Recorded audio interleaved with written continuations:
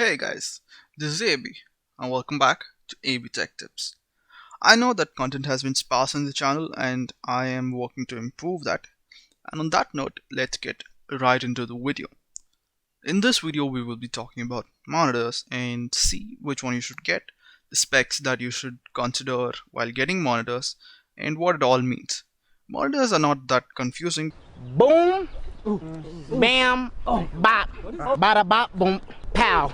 So, the first thing that one should consider while getting a monitor is what is the monitor's purpose.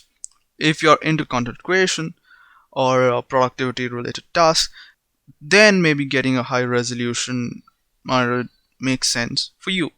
But if you're into gaming and truly want the best experience that you can get, then get a 1080p display with a higher refresh rate. If you have a powerful enough GPU and you want to balance both content creation and gaming, then get a 1440p display with a decent enough refresh rate. That's about it for resolution. Of course, if you are truly into content creation and tasks that are greatly dependent on color accuracy and all that stuff, you could get a high resolution screen and use the extra space for your editing software, etc. Moving on, the next thing that you should consider is why you should get a monitor instead of a television. Because as a consumer and as a tech noob, I always wondered why I should get a monitor instead of a television, because 4K Ultra HD displays are going for around 25K, whereas a good 1080p display with a high enough refresh rate is on sale right now for around 20 to 21K, which in my opinion is not that big of a difference. You will find cheaper monitors with a good enough refresh rate, 1080p resolution, for a lot cheaper if you go through the offline route, but I digress. So, first advantage that a monitor has over a television is lower response time. Most televisions in India right now are LCD displays. OLED is not that dominant in the Indian market, and all things considered, OLED does have great response time. But most of the 4K Ultra HD televisions that are on sale for around 20K in the Indian market are of LCD displays. That being said, low response times basically just means that there is no ghosting, or rather, in some cases, anti-ghosting effects that you're going to see if you get a monitor over a television. The next thing that is important is high refresh rates. If you're into gaming, or rather any task actually, you should look for a high refresh rate monitor. Because I recently used a high refresh rate monitor, a 120Hz panel, and now coming back to a 60Hz panel is truly hurtful. Trust me guys, it is going to bother you once you test a 120Hz panel and then go back to a conventional 60Hz panel. And if you're into tech as much as I am, it is going to give you a damn orgasm. Trust me. So, the next advantage that a monitor has over a television is adaptive sync. What adaptive sync basically does is it reduces screen tearing and screen stuttering. Screen tearing occurs when you have a powerful enough GPU but your panel is of a low refresh rate.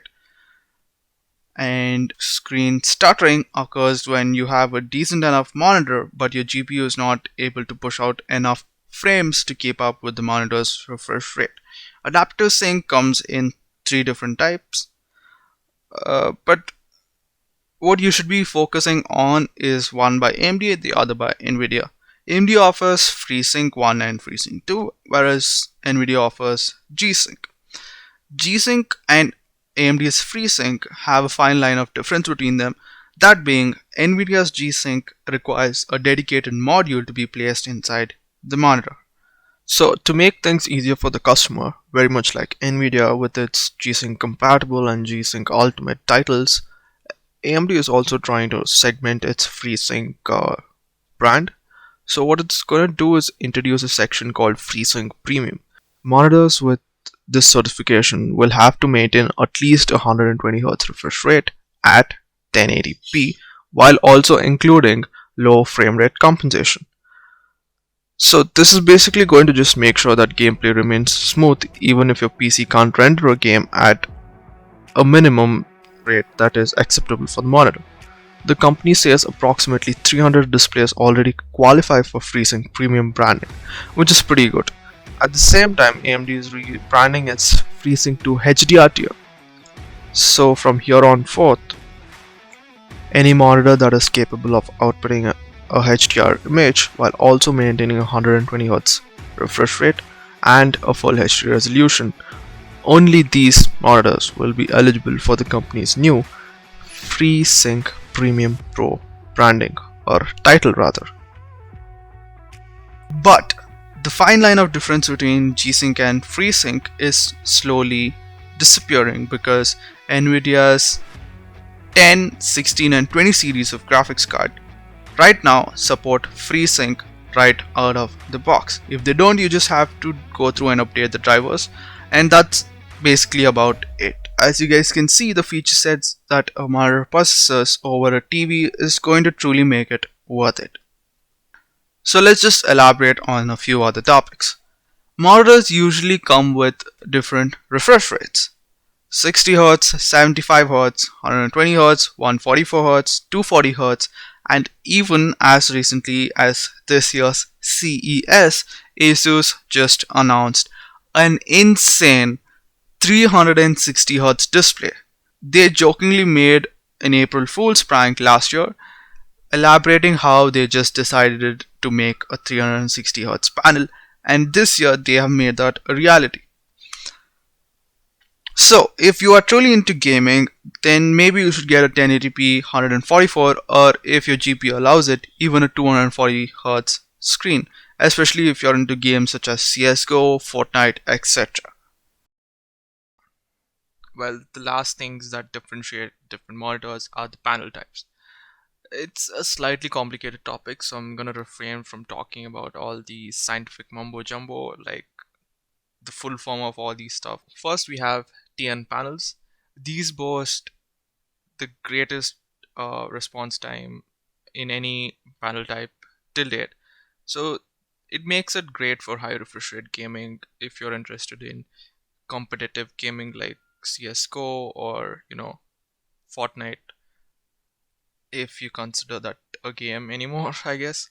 But its main drawback is that it has really bad color reproduction and viewing angles are just horrid.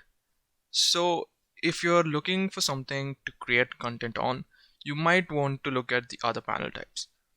In the far opposite end of TN panels, we have VA panels.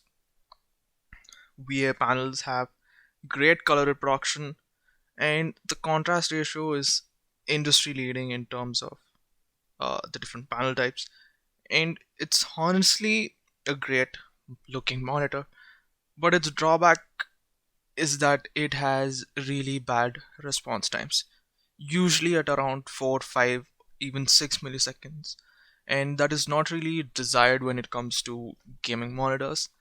And you know, kind of in the middle ground, as a best of both worlds kind of thing, we have IPS panels.